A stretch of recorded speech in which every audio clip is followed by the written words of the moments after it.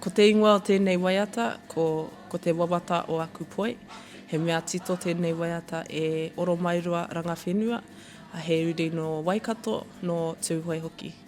Ko te kaupapa o tēnei Waiata, he Waiata whakangahau. He Waiata e whakatairanga ana i ngā whiako a te tawira, ngā mahi o te pō, ngā mahi, ngā kēmu ki ngā pāti, me te whaiwhai wahine, whaiwhai tāne e rāhuatanga katoa. Nā reira he Waiata whakangahau tēnei, e whakatairanga ana i ngā whakawai a te tawira.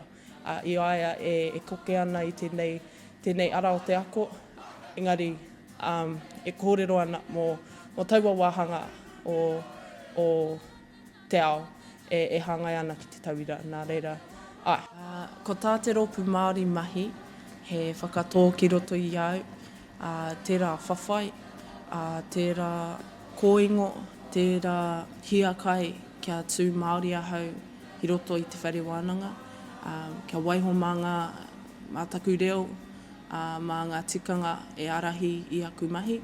I te mea, koina, te mea i manakotia ai e o tātou mātua tīpuna.